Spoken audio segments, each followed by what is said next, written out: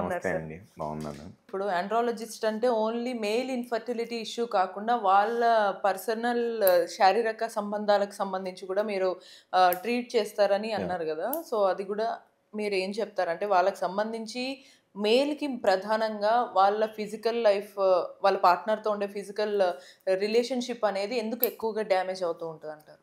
ఈ ఆండ్రాలజీలో one of the part in andrology ఏంటనంటే మేల్ ఫెర్టిలిటీ ఇష్యూస్ అండి. హ్మ్. అండ్ సెకండ్ పార్ట్ ఏంటి అనంటే ఆండ్రాలజిస్ట్ ట్రీట్ చేసేది మేల్ సెక్షువల్ ఇష్యూస్. ఓకే. మెయిన్‌గా మేల్‌కి ఉండే సెక్షువల్ ఇష్యూస్ మేజర్‌గా ఒక 2 ఇష్యూస్ ఉంటాయి. ఒకటి ఎరెక్టైల్ డిస్‌ఫంక్షన్ అంటారు. అంటే అంగస్తంభన సమస్య. ఓకే. సెకండ్ వచ్చేసి ప్రెమచ్యూర్ ఎజాక్యులేషన్ అంటారు. హ్మ్. అంటే శీఘ్రస్ఖలనం. మోస్ట్‌లీ ఈ 2 ఇష్యూస్ ఉంటాయి. ఓకే.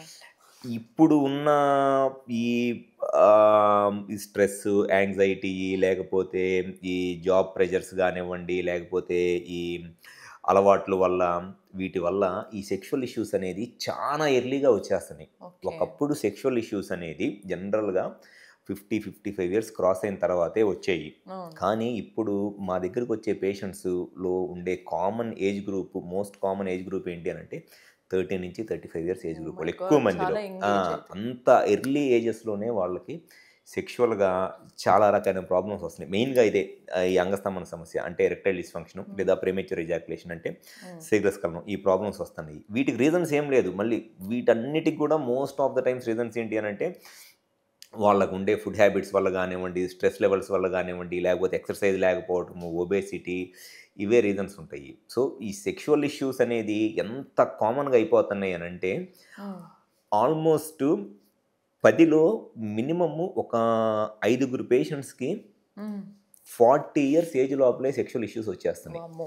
ఆల్మోస్ట్ అసల 100లో మినిమమ్ ఒక 40-50% ఆఫ్ ద మేల్స్‌కి అప్పుడు ఈ లెక్కన మనము ఫస్ట్ మీరన్న ఇన్‌ఫర్టిలిటీ ఇష్యూస్ కన్నా ఇవే మేజర్ ఇష్యూస్ ఇక్కడి నుంచే యాహ్! స్టార్ట్ అయిపోతున్నాయి. ఇన్‌ఫర్టిలిటీ కన్నా సెక్షువల్ ఇష్యూసే చాలా ఎక్కువండి మేల్స్‌లో. హ్మ్. అది వాళ్ళకి రియల్‌గా ఇష్యూ ఉండుండొచ్చు. హ్మ్. ఏది ఈ సెక్షువల్‌గా ఏదైనా ప్రాబ్లమ్ ఉండుండొచ్చు. హ్మ్. అసలు కొంతమందిలో ప్రాబ్లమ్ లేకపోయినా, ఆ హ్మ్. సెక్షువల్‌గా ఏదైనా ప్రాబ్లమ్ ఉందేమోనని వాళ్ళకొక డౌట్ అనమాట. హుహు. వాళ్ళకుండే ఆ సెక్షువల్ అవేర్‌నెస్ లేకపోవటం వల్ల, ఆ సెక్షువల్‌గా ఉండే మిస్‌కాన్సెప్ట్స్ వల్లో, ఆ సెక్షువల్‌గా డౌట్సు, హ్మ్. వాటి హ్మ్. వల్ల గూడా చానా రకాలైన ఇబ్బందులు ఎదుర్కొంటా ఉంటున్నారు. ఓకే. సరే ఇందాక మనం ఇష్యూస్ అన్నీ వరుసగా చూసుకున్నాం గదా! అందులో ఒక్కొక్క దాన్ని అడ్రెస్ చేస్తూ వాటి ఇష్యూస్ అన్నీ యాహ్! చూసుకుంటే ఫస్ట్ మోస్ట్ కామన్ మీరన్నది ఎరెక్టైల్ డిస్‌ఫంక్షన్ అన్నారు. అసలంటి ఎరెక్టైల్ డిస్‌ఫంక్షన్ అంటే ఏంటి? అది ఎందుకొస్తుంది? మరి దానికి కూడా ఏమన్నా ట్రీట్‌మెంట్ ఆర్ సొల్యూషన్స్ ఏమన్నా యాహ్! ఉంటాయా?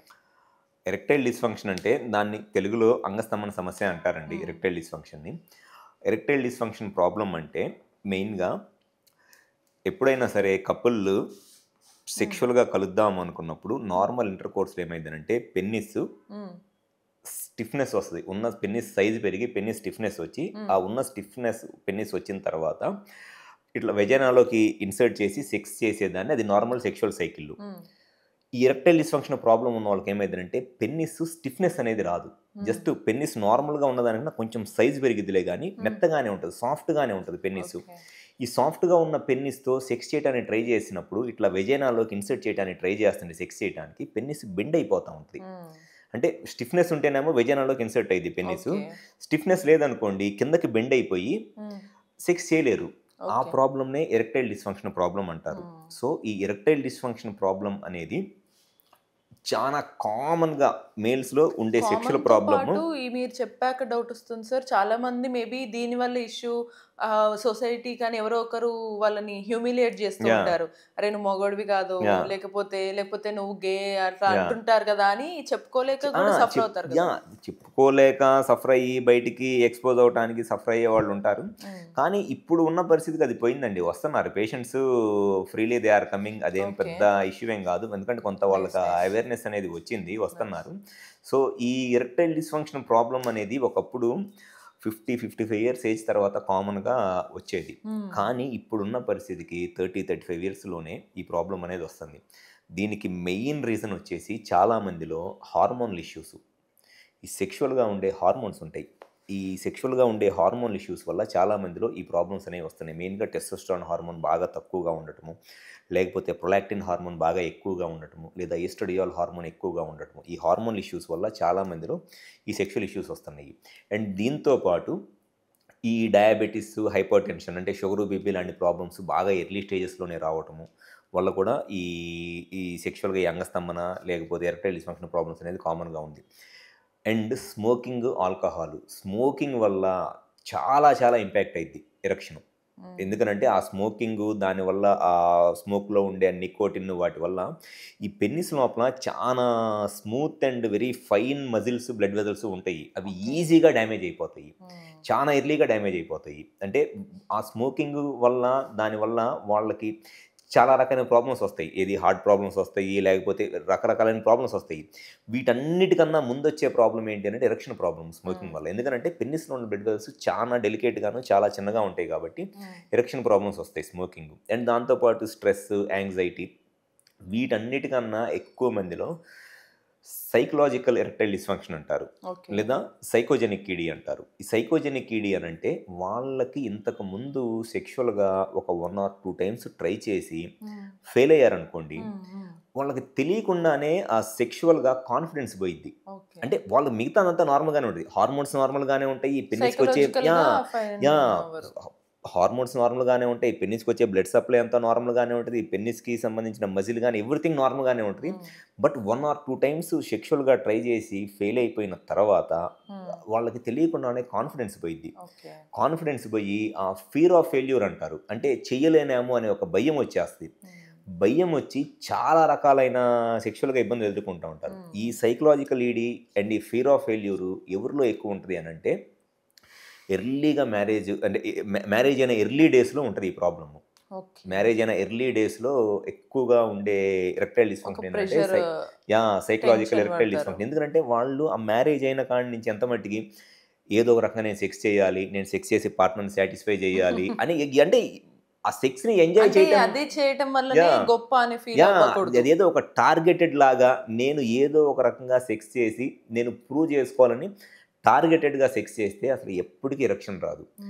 Once they started enjoying it, డెఫినెట్గా వాళ్ళకి ఎరెక్షన్ వస్తుంది. కానీ వాళ్ళకి ఏంటంటే అంతకుముందు 1 or 2 టైమ్స్ ట్రై చేసి ఫెయిల్ అయిపోవటము, లేకపోతే ఆ ఫస్ట్ నైట్ రోజు లేకపోతే ఆ తర్వాత 1 or 2 డేస్ పాటు కొంత పార్ట్నర్ సరిగ్గా కోఆపరేట్ చేయకపోవటము, whatever may be the issues, ఆ place all of a sudden ఆ ఫస్ట్ నైట్ అనగానే వాళ్ళ ఇన్లాస్ ఇంటికి వెళ్ళి అక్కడ కొంత ఆ ప్లేస్ వల్ల దానివల్ల కానివ్వండి, ఆ ఫస్ట్ 1 or 2 డేస్ ట్రై చేసి ఫెయిల్ అయిపోయారు అనుకోండి, తెలియకుండానే థర్డ్ డే నుంచి వాళ్ళకి ఏమైందనంటే నిన్న చేయలేదు, మొన్న చేయలేదు, ఆ అమ్మాయి ఏమనుకుంటుందో నా గురించి, వాళ్ళ ఇంట్లో వాళ్ళకి ఏమైనా చెప్పిందేమో, ఇన్సెక్యూర్ ఫీల్ అయిపోతూ ఉంటారు. అండ్ ఫస్ట్ 1 or 2 డేస్ ఏమో సెక్స్ని ఏదో ఒక రకంగా ఎంజాయ్ చేద్దామని చేసేవాళ్ళు, థర్డ్ డే నుంచి ఎలా ఉంటుందంటే వాళ్ళ మైండ్ సెట్ ఏదో ఒక రకంగా నేను ఈరోజు చేసి నేను ప్రూవ్ చేసుకోవాలి, by hook are crook I need to prove my self అనే దాంతో సెక్షువల్గా ట్రై చేస్తారు. మోస్ట్లీ సినిమాల్లో మనకి అందుకే అసలు వర్కౌట్ అవ్వదు.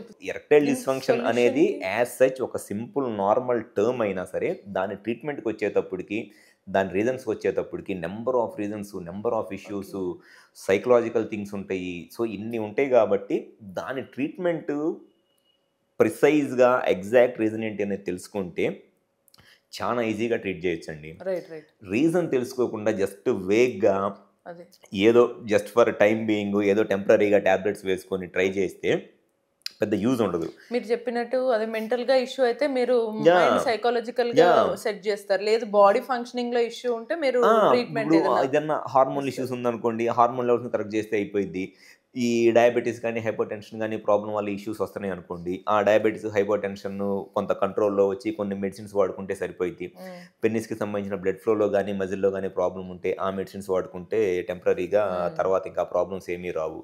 కానీ రీజన్ తెలియకుండా అందరూ ఏంటంటే కామన్గా ఏదో మెడికల్ షాప్కి వెళ్ళడము, లేకపోతే ఫ్రెండ్ చెప్పాడనో లేకపోతే ఎవడో చెప్పాడనో ఆ వైగ్రా ట్యాబ్లెట్స్ తీసుకొని వచ్చి ఎట్లా పడితే అట్లా అసలు ఏదో చాక్లెట్లు తిన్నట్టు తింటూ ఉంటారు వైగ్రా ట్యాబ్లెట్లు.